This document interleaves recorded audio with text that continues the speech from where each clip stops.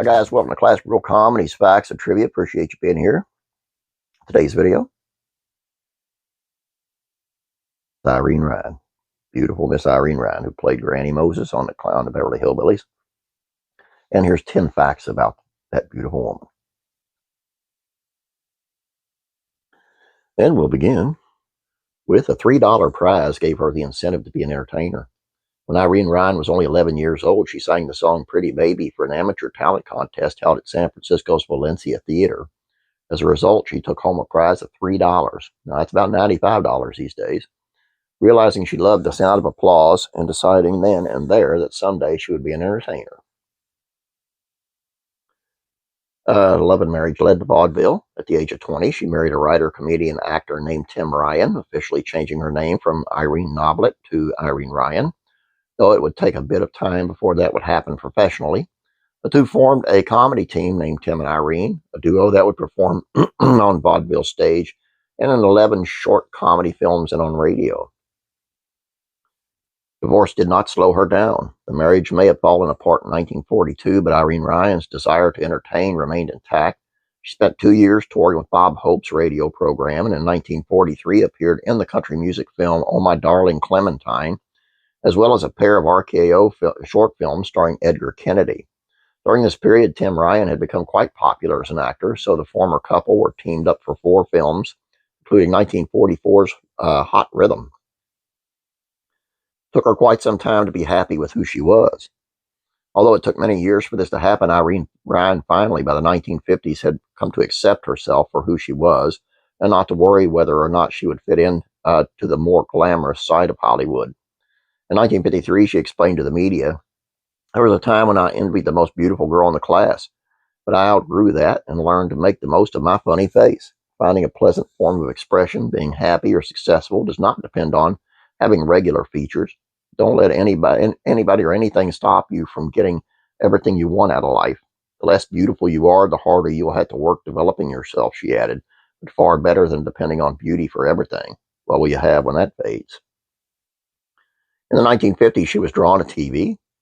Although she continued to appear in movies, Irene Ryan found her true calling on television in the 1950s, beginning with the 1955 episode of Danny Thomas Show, followed by The Real McCoys, The Dennis Day Show, a 1960 sitcom called Bringing Up Buddy and My Three Sons. The Beverly Hillbillies changed her life. In 1962, she was cast as Granny on the Beverly Hillbillies, but despite what the general perception might be, it was not an easy role to get. As she related to El Paso Times in 1972, I had to fight for it. I had worked with the scriptwriter, Paul Henning, before on the Dennis Day Show, so I went up and read for him.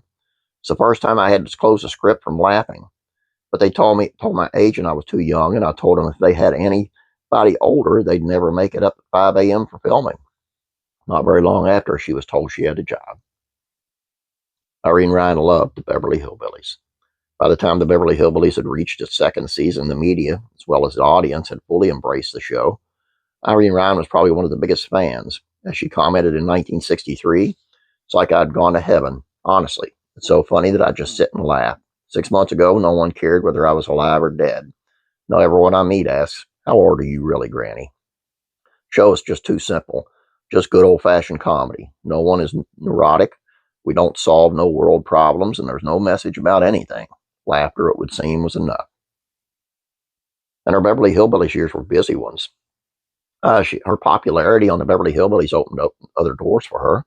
65, she signed a 2-year contract to perform at the Sahara in Las Vegas, a show that was a combination of comedy and music. On top of that, she brought the Granny character to Mr. Ed in 1965, an uncredited part in which the 1966 movie Don't Worry, He'll Think of a Title, and 2 episodes of Petticoat Junction in 68, the latter series sharing a universe with the Beverly Hillbillies and Green Acres. She would appear as a celebrity contestant on TV game shows and on 4 episodes of Hollywood Palace in 1969. She only had a brief post-Granny career.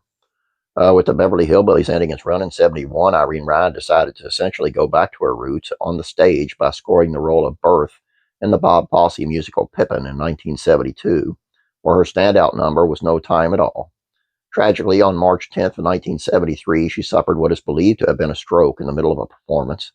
Flown back to California, she was told by physicians that she was suffering from an inoperable brain tumor, which would claim her life. on April 26 of 1973 at the age of 70. Only 70. Legacy of Irene Ryan continues. In 1972, she had created the Irene Ryan Acting Scholarship, which provides scholarships to extraordinary actors who had been a part of the Kennedy Center American College Theater Festival. That scholarship continues to this day, as does the enduring memory of Irene Ryan as Granny on the Beverly Hillbillies. What a special woman. Only 70 years old, man. She had a lot more life to live. I mean, well, God knows best, but, you know, she had a lot more life to live. And it's just a shame because she got back to where she wanted to be to, and I don't know. Just a shame. Rest her soul. Please don't forget to subscribe. Please like this video. You guys have a great, great day. God bless you. I'll be praying for you.